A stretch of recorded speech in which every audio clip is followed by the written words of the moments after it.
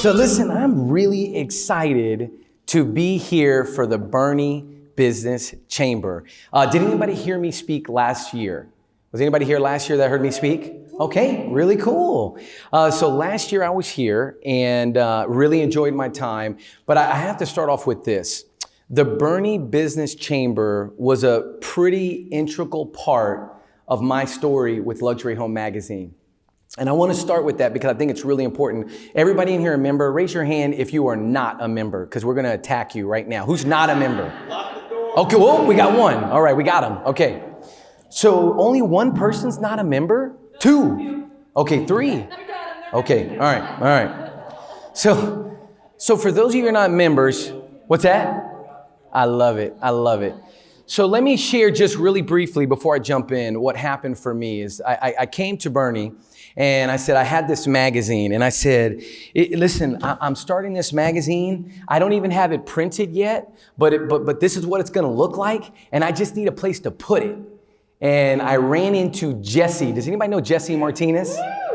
Okay, Jesse. Now here's the story about Jesse. For years, Jesse said that I was his son. He's not my dad, just so y'all know. Jesse is not my dad. But for years, he would say that. But he said, listen, Tomas, I need you to become a member, and we'd love to have your magazine. And from that point on, I went to every ribbon cutting. Who's been to a ribbon cutting yet? Look at the hands. That's fantastic. And what happened is because of the ribbon cuttings, what do you think ended up happening with that? I started meeting people. I started networking. I started finding people that were my tribe. You know how you find your tribe? You find people that are like you. And it really helped my business. And so let's give a round of applause just to start off for the chamber. Thank you so much for this opportunity. Really appreciate it. So now, what do? I own a magazine. I'm a speaker. I'm a coach. And I am a father to a 10-year-old. Anybody got little ones, right? My son is 10. And let me tell you, tomorrow cannot come fast enough. All right? He has already tried on his costume 4 times. He's already practiced. We've done a run through the whole 9 yards. And so if you know anything about speaking, if you know anything about getting in front of people, my son always asks me, do you get nervous? And I look at my son, I look him dead in the eye, and I said, every single time. And he's like, really? You do this a lot? And I said, no, you don't understand. Just because you do something a lot doesn't mean that you're not going to get a little nervous. That's just part of the process. And so I want you to know that I'm pumped to be here because I want to talk about something that's really important that I think it's really going to help everybody in the room, and it's mindset. It's the idea behind mindset, because one of the most powerful things for all of us is how you use your mind. Now, if you're a business owner, raise your hand. Who's a business owner? Oh, wow. That's fantastic. Okay. So for those of you that raise your hands, you know that what we're about to talk about is an integral part to your success, is your mindset. Integral part to your success. But before we get into that, I need you to understand something about elephants, and you'll get the point to this in just a second. There's a paper on your desk. You'll see a little paper there. And in a minute, we're going to read some, but don't get it yet. Some of y'all are cheating. Remember, I don't know if y'all know I was a teacher. So don't turn over your papers yet. We gotta get to it. But I want you to know something about elephants. I've got 5 facts that I want you to know about elephants because this is really important. Number 1 is that it's the largest land animal in the world. Number 2, it's the trunk of an elephant has 40,000 muscles that work the trunk. Okay. Number 3, elephants can live to be 70 years old. That's interesting. And that will come up in a minute. Number 4, elephants have poor eyesight, elephants. And number 5, they can cry, play, and have incredible memories. And they can even laugh. Now with that, what I want you to do is take your paper and flip it over. There's a paper on your desk. Because I need us to go through this paper right here. If you flip it over to where it says developing a mindset to win. Because now that you know those 5 facts about elephants, we need to know about the elephant and the rope. Now, mindset begins with change. Your attempt may fail, but never fail to make an attempt. As my friend and I were passing elephants, we suddenly stopped confused by the fact that these huge creatures were being held by only a small rope tied to their front foot. No chains, no cages. It was obvious that the elephant could at any time break away from the ropes that were tied, but for some reason they did not. Anybody ever seen this when you go and you see that rope that ties around their leg? My friend saw the trainer nearby and asked why these beautiful, majestic, magnificent animals just stood there and made no attempt to get away. Well, he said, when they were very young and much smaller, we used the same size rope to tie them. And at that age, it was enough to hold them. As they grow up, they are conditioned to believe they cannot break away. They believe the rope can still hold them. So they never try to break free. My friend was amazed. These animals could break away at any point from these bonds, but because they believed they couldn't, they were stuck right there, tied to that small rope. Now, we know that the elephant is the largest land animal. We know they have 40,000 muscles in their trunk, but yet they're conditioned to believe that they couldn't do something that they could easily do rather quickly. Now, the point that I want to make to that is this. There are two mindsets. If you flip your paper over, there are two mindsets. There are two mindsets that are critical for business owners where you find yourself. And this is how you can start categorizing your thinking. Now, there are fixed mindset and there's growth mindset. Has anybody ever heard this before? Raise your hand. Does anybody know what book this comes from? Anybody know the book? It's called The Mindset by Dr. Carol Dweck. Get the book. If you have kids, trust me, you want to read this book if you are a parent, even if they're getting older. So you have fixed and growth mindset. Now, here are two different mindsets. Take a look at this for me, because I want you really quickly to tell your neighbor which one is which. Read the definition and tell your neighbor which one is which. I'll give you 15 seconds. Go. Talk to your neighbor. Let them know.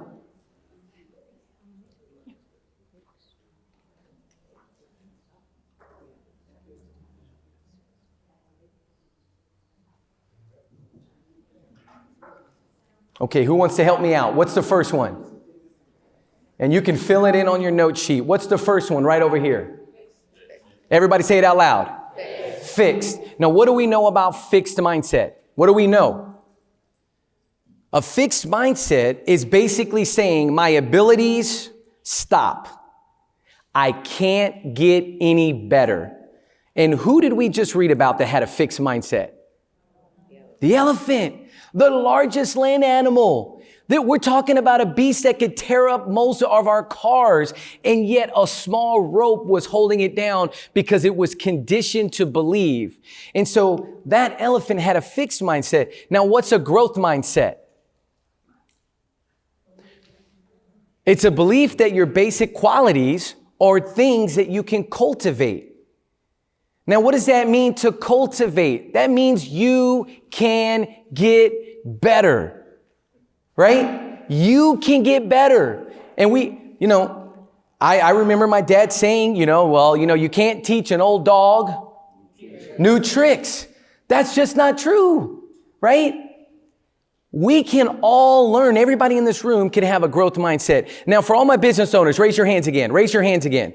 Now, I want you to imagine, hands down, now I want you to imagine that if you started your business with a fixed mindset and you said, you know what? Tomorrow's going to stink. I probably shouldn't show up. You know what? Nobody's buying from me for the last 2 weeks. I should probably close my business. I can't figure out a P&L. I'll never learn finances. I need to shut this down. I was there, right? Here's the thing. Everybody in here, we can learn. And it's so important that you have an understanding of both of these mindsets. Because here's the thing. If you stay in a fixed mindset, you're going to be just like the elephant. You're never going to move forward. You're going to always be stuck and chained with that small little rope because you were conditioned to believe that you can't. And so the idea is we've got to go, no, you know what? If I actually practice something, I can cultivate it and get better. It's so important. So with that, we're going to dive right in to really the piece that I want to talk about. And this piece is the 5 ways to win in life and business. These are the 5 ideas that will help you in life and in business. Now, if you notice on your note sheet, I have a website. Anybody see that website? And did you notice something on the website on the end of it? What'd you notice? It says Bernie. Gabe and I created a website just for today. And that website has corresponding videos to every one of these that I'm going to talk about on my website. So if you go to TM3 Impact and you go /Bernie, don't do it now. Kevin, don't do it right now. Okay, don't wait. Just wait. But if you go to that site later on, you're going to see a lot of my teachings on exactly what I'm going to talk about in a little bit more detail, because I only have like 30 more minutes. No, really. I've got 15 minutes. No, just how much time do I have? I got 20 minutes. Since I only have 20 minutes, you really need to go to the website and watch my videos. Okay, please do that, right? So let's go through these because I really want to help you. Number 1, responsibility is the pathway to meaning. And you'll see down at the bottom of your sheet, you can kind of fill this in. Responsibility is the pathway to meaning. Number 2, engage in the process. The process. And that word is critical. Process, process, process. Number 4, you need to acquire the steps in, acquire the steps in the value cycle.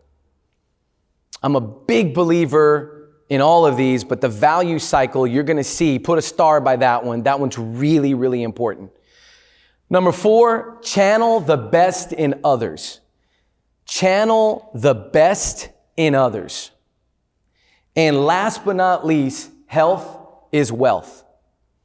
I am a big believer that when you take care of yourself, you give yourself the best opportunity to gain wealth as you age, as you get older. Because there are more years that you can work. So let's really break this down. Number 1, responsibility is a pathway to meaning. Does anybody know who Jordan Peterson is? Anybody read his book, 12 Rules for Life? Okay, you know, all right? You know, this book is a game changer, okay? This book was a nonfiction book that sold 2 million copies in a little over a year. It is by far one of those most thought-provoking books. But he said this, I got to see him at the Tobin Center, and this was one of the first things that came out of his mouth. He said, responsibility is a pathway of meaning. And he felt like this was the next chapter to his book. And when he said that, I wrote it down and I was like, oh my goodness, let's think about this for a minute. Anybody remember these pictures when you were younger? Right? The glamour shots, right? So this is young Tomas. This is probably eighth grade, somewhere around that ballpark, right? Now I want you to go back to 8th grade and think of the word responsibility, right? And you're laughing, right? You're like, okay, chores, walking the dog. I got to clean up the backyard because of the dog. You're thinking of all of the little responsibilities that you had. But I don't want to leave anybody out because some of you had on these jeans, these pants right here, okay? I know some of you were wearing these jams back in the day, all right? Some of you were, but the ladies, I'm not leaving you out either. I know you had these. Who brought back the jean jacket? Anybody bring it back? No one here? I usually have 3 people that always say they brought the jean jacket back. You got a jean jacket. I love it. Yes. Now, go back to young you, right? Young you. What was your responsibility level? What was your level of responsibility? Was it low or high?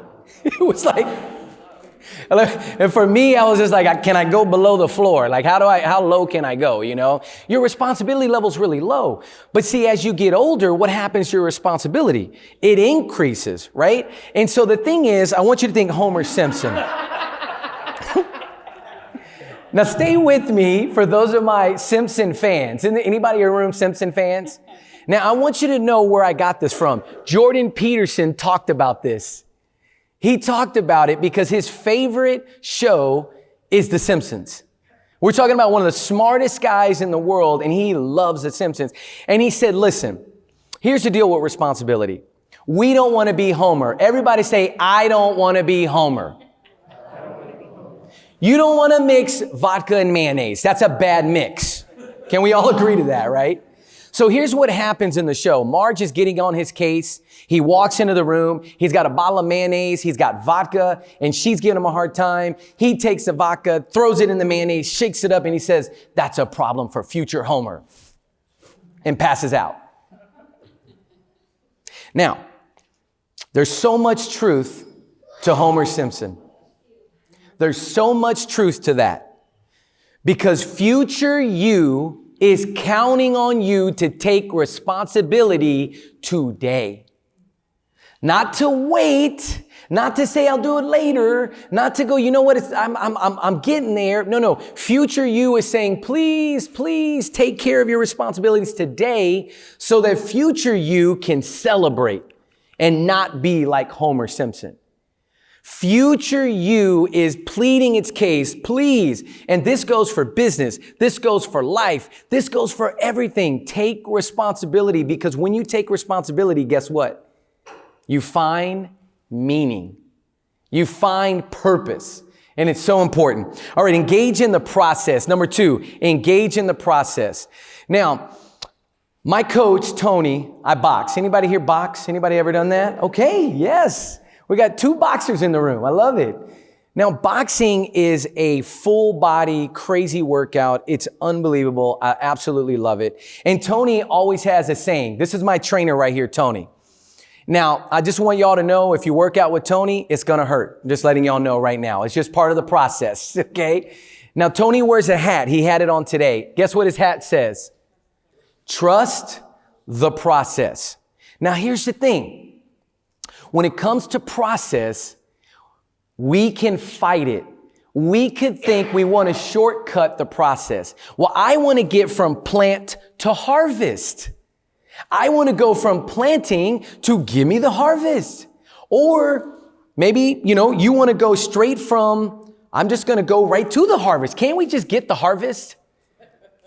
Can't we just skip everything and go right to it? And the reality is, that's not how anything works. That's not how business works. That's not how a life works. You've got to plant, then you need to what? Cultivate. You've got to build. And then lastly, when you cultivate really well, what do you get? You get a harvest. But does it work every time? Any farmers in the room? Have you ever cultivated and cultivated and cultivated and then you didn't get anything? Right? Sometimes weather, right? Sometimes it freezes. There are things that come up that where the process, you did the process, you cultivated, but the harvest didn't come because there are other factors that were involved, right? But here's the thing I want to tell you. Engage. Don't be afraid of don't be afraid of the process. Now, I'm about to show you something that may offend some of you, and I just want to prep everybody. Please don't be offended, but I think this is the best chicken sandwich in the world. I just want to let y'all know. If you're offended by this, I want you to know this is the best chicken sandwich in the world. Do y'all know where this comes from? Say it out loud. Ooh, this is Popeyes. I know it's sacrilegious. I know. But I don't want to start an argument, but I want to tell you, I took one bite and I was like, oh my goodness. Has anybody had this? Raise your hand if you've had this. What? 2 people? Romy, we got 2 people in here that have had this. You've had it. I'm telling you right now, it's coming back. It's coming back. And I'm telling you, go get one. But here's what you need to know. Popeyes did not engage in the process. Do you know what happened? They ran out of buns. You know why you couldn't get a chicken sandwich? Because they couldn't figure out how to get buns for the chicken sandwiches. Now, isn't that the craziest thing you've ever heard of? Have you ever been to Chick-fil-A and they said, we don't have any more chicken? Has that ever happened? Chick-fil-A's never run out of chicken. They've never run out of buns. right? Why? Because they're in the process. They're consistently in the process. Now, don't let this slip by your business. Don't let this slip by, because sometimes we can get so deep in the weeds, right? And if you've read the E-Myth, we work in the business. We're in it. We're the technician. We're baking that pie. And then when we pull our head up, we realize that we've been working in it, not on it. Now catch that, right? We've been working in it, but not on it. There's two totally different things. And the on it is where you really start to build your processes that are going to help you be successful. That's where you're really going to hit your stride to get your business to the next level. So don't be like Popeyes, okay? Make sure that you engage in the process. Now, one of my videos, you're going to see this. There is no progress without process. Anybody ever try to get really fit? Anybody ever try to get really, really in shape, right? And then you're working, and then you're 6 months in. Has anybody been in that position where you're like, nothing's changing? Anybody been there? Yeah. I mean, you're putting in the effort. You're trying to eat rice cakes. You're doing everything you can. You're like, oh my gosh, if I eat another almond, I'm going to die. But you're in the process, but you don't see the progress. But here's the thing. Most people don't stay in process long enough to see the progress. Most people won't stay in the grind. They won't stay in that uncomfortable position long enough to see the progress. I remember Tony, my coach. Y'all saw Tony, my coach? I remember one day he said, dude, like, are you just going to keep just giving me money? You just going to keep giving me money? And I was like, wow, okay, I thought we were having some progress here. And he said, look at your gut. He goes, we're not having any progress here. And I'm like, I'm 6 months in, like I'm trying, look, I'm putting forth the effort. And he says, no, what are you eating really? Popeyes. That's good. That was good. What are you really eating, Tomas? And that's when it clicked. That's when it started to click. It's like, Tomas, if you don't stay in the process, you can't get progress. And for your employees, everybody here, you have employees, right? Those are your business owners, right? This is a conversation that you have to have with them, because if they're not seeing progress, it's typically because they've disengaged from the process. They're following their own system. They're trying to do it their own way. And that's where we have to come in and work on it, not in it, right? And so acquire the steps to the value cycle. Woo! Remember what did I tell you about this one? I said you really got to put a star by this one. Now this comes from an amazing book. John Maxwell fans? Any John Maxwell fans? Okay, good. Have you read 15 Laws of Growth? Ooh, that's a good one. Okay, I do masterminds on this book, and if you ever want to do a mastermind, hit me up on my website. But we do masterminds on this book, and it is fantastic. But one of the things I've learned, I've read this book 10 times. 10 times I've read the book. This concept just popped out at me for the first time after reading it 10 times. And I have a video on tm3impact.com/Bernie. So what is the value cycle? What is the value cycle? Number one, the value cycle starts here. You must see value in yourself. This is critical. You have to see value in who you are and what you bring to the table. Now, for business owners, typically this is not a hard thing. We see value in ourselves, right? How about your employees? How about the people around you? Are they seeing value in themselves? Because that's really important. They have to see it within themselves. Can we tell somebody they're great, you got potential. Oh, you got so much potential. But if they don't see it, right? It just doesn't compute. They have to feel it and see it. Now, once you get to this point where you see value in yourself, guess what happens? You must add value to yourself. Now, this is a cycle, right? You see that you have value, and now you move to the step where you start adding more value to yourself. because you know I'm a person of value and I need to fill my cup up. I got to fill it up. And I always give the analogy, as leaders, our cup can start to get a little empty, right? Through life, it can start to go low, right? But because you see value in yourself, what do? You come to the Boerne Business Conference so that you can add more value to yourself. And then what happens to your cup? It starts to fill up. Because you see value in yourself, you know you should be here, and now your cup starts filling out. But now when you keep adding value, guess what happens? You move to the next step. And what's that? Now you can start adding value to others. Now, here's the thing. This is the one thing that leaders keep this in mind.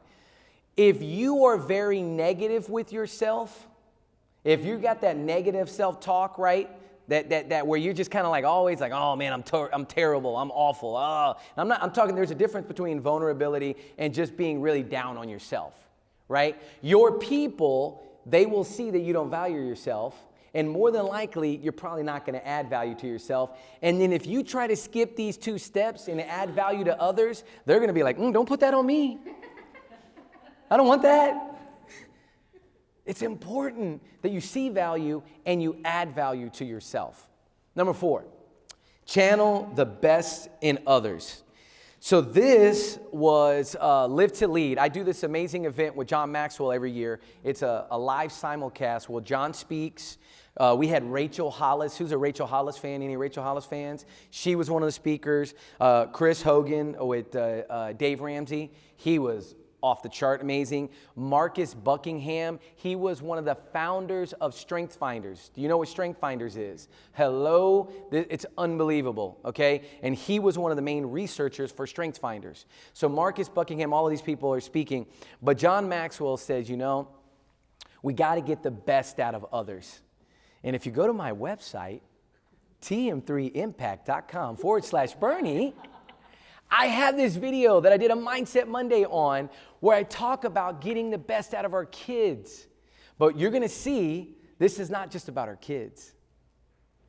The first one here, you want to get the best out of others, you need to believe in them. You got to believe in them. Now, we all know what that looks like. We all know what that feels like when somebody believes in us, Like my mom, when if any of y'all heard my net story, when I talk about basketball and I couldn't touch the net and I came home and I told my mom I want to quit and my mom said, you need to go tell your coach I'm not quitting because it doesn't matter if I can't touch the net, I'm going to keep playing. My mom was believing in me, and that literally made all the difference in the world. We have to do that for our team. We have to do that for our employees, for our people around us. We got to believe in them. But the next part of that is now we got to encourage them. Now, have you ever tried to encourage someone you don't believe in? See, some of y'all are giggling because you know what I'm talking about. You're like, oh, great job on that report. It's really good. Right? If you don't believe in someone, it's going to be really difficult to encourage them. So you've got to start with the first step. You got to believe in them. And now, you see how this connects to kids really well? You see how this connects to your kids? But this really, really is about the people around you. It's the people that you mentor. You got to believe in them. You got to encourage them. And the next step, you got to show them. And this show is so important because the show is all about modeling. It's all about modeling. And now, anybody here have a bad boss? Raise your hand if you've had a bad boss. And if they're sitting next to you, keep your hand down. Now, keep your hand down, okay? So we've all been in that situation where we've had a bad boss. Can we all agree to that, right? We've all been in that situation, right? And you're like, I wouldn't model this person if my life depended on it. I got to do the opposite, right? Now, I will tell you, understand this because this is something I believe that this is something I need to share with you. That boss is actually teaching you a lesson. That person is showing you what not to do.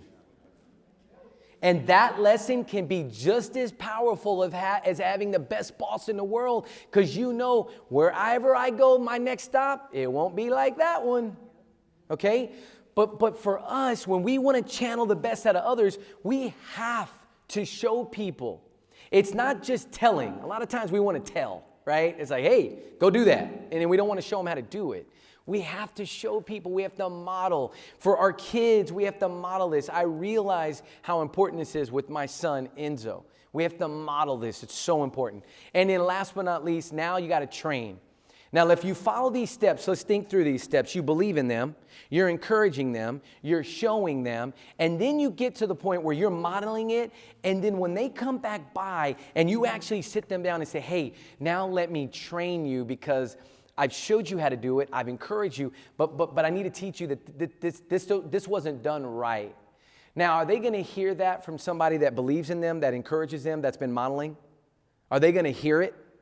And the answer is yes. But now let's take that back. Let's imagine you don't believe, you don't encourage, you don't show them, and now you want to train them. And here, this is what they're doing to you. This is exactly what they don't want to hear you, because they don't feel like you believe in them. This is a way to win in life big time. Bring out the best in others. Last but not least, all right, I'm right on time. This is working out great, Gabe. Yeah, we're going to get to that happy hour. I love it. All right, health is wealth. Number 5, last one.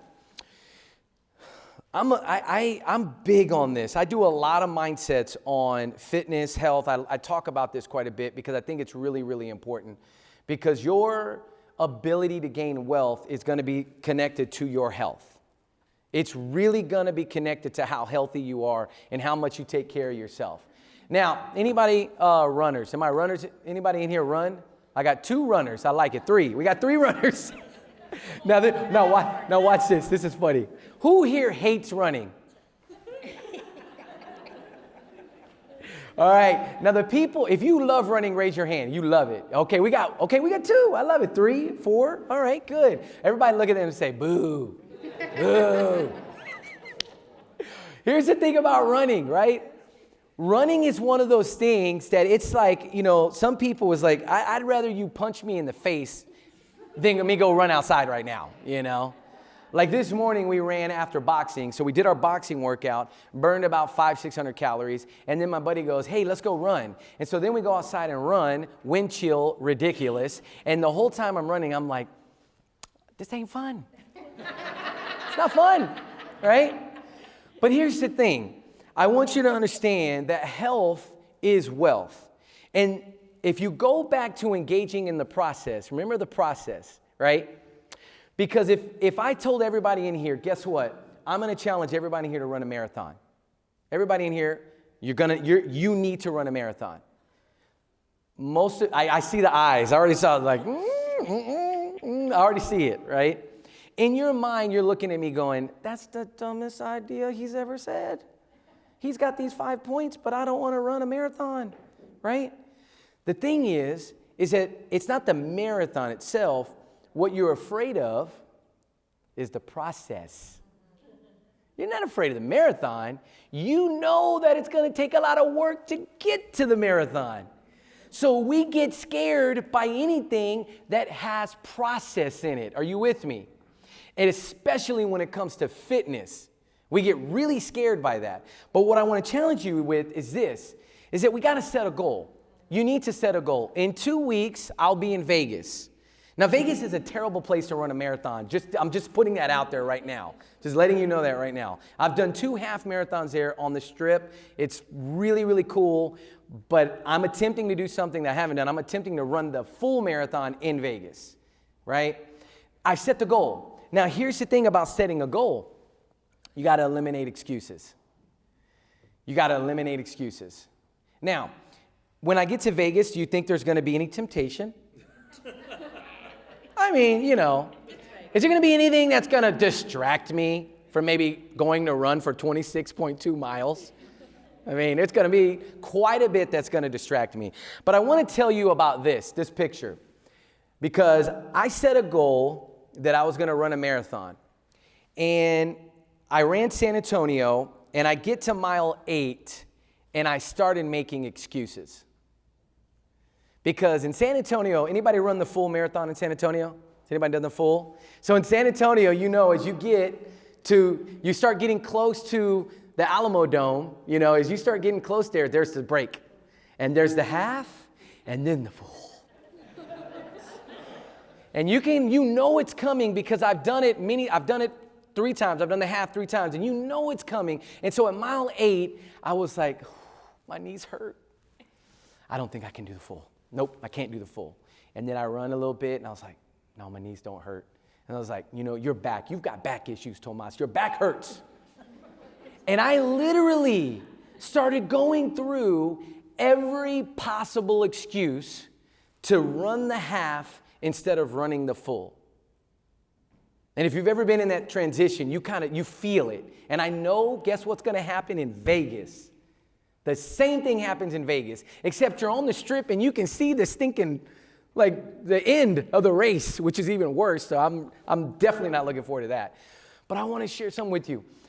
The more excuses that I started pulling out, I just kept, nope. I kept eliminating.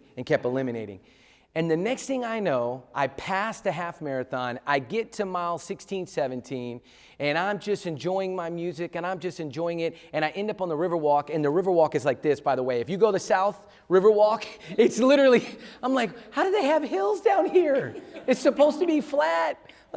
But I made it, and at one point, mile 23, Rob, did y'all see Rob today? Rob and my friend Wesley come riding up in scooters. Now, I want you to imagine this, okay? Think about this for a second. I'm running, and all of a sudden, I see 2 dudes coming down the road on scooters, coming right for me, and they pull up, and they're like, dude, you're going to actually do it. We're really shocked. I can't believe you're actually going to do it. And I remember this moment so clearly because, my emotional state literally transformed seeing them, because it wasn't like I was down in the dumps, but I was just like, okay, I got 5 more miles to go. I got 3 or 4 miles to go. But here were my friends on these scooters rolling up towards me, and they were encouraging me and telling me I could do it. And come on, you got this. There's a water station in 2 miles. You got this. And I passed the finish line. I finished my first marathon. It was awesome. It was awesome. The experience of that really was incredible. But here's what I want you to know. The process to get to this picture took almost 3 years. It took almost 3 years, okay? Because I was afraid of the idea. I had a rope around my leg, and I had been telling myself limiting beliefs. It's a long race. You've never run more than 14. I had this rope around my leg, and I was conditioned to believe that, well, if you only run 14 miles, you can't run 26. That's not a good idea, but I was conditioned to believe. And so over time, I slowly started to pull that rope, and I finally, once I passed that half marathon, and I got to mile 14, 15, I said, now, what am I going to tell my son if I quit now? What am I going to tell Enzo? And I finished that race, and it was awesome. And so we come to this point as we wrap up, is that, today we all have decisions to make, right? We have the 5 ways that you can win in life and business. But I want to share this with you, is that you today is saying, okay, I've got some dreams, I've got some goals, I've got some things that I want to accomplish, and I just want to tell you, you have permission to go after whatever it is that you want. There's nothing holding you back. There's no rope that's holding you back. You have all the strength. You have everything you need as long as you stay in the process. As long as you're willing to stay in the process, future you later on is going to go, man, I'm so glad you finished that marathon. Man, I'm so glad you keep running even though you don't like it. Because future you is counting on you to stay in the process. So if you notice, look on your paper there. Did you see what we spelled? We spelled reach. In order for you today to get to the future you that you want, you're going to have to put in the effort. You're going to have to reach for what it is you want. You put these 5 principles, and here's the thing. Do you think you should run outside and go do all 5? Just pick one. Pick one. Work on that one that you really want to work on for you. Work on that and move forward. And this, I saw this quote today. Look at this quote. Success is never about the chosen few. It's about the few who choose. It's about the few who choose that they're going to reach, and they're not going to be like Homer and say, that's a problem for future Homer. No. They're going to look at future you and say, you know what? I'm coming for you, and I'm going to be better. I'm going to be better today so that future you will be celebrating. Now, this is the site that we created. It is tm3impact.com/Bernie. Here are all the videos that we have kind of curated just for this talk. I want to thank you, Kim. This was an honor to be here with you today. Let's go have a happy hour. Thank you.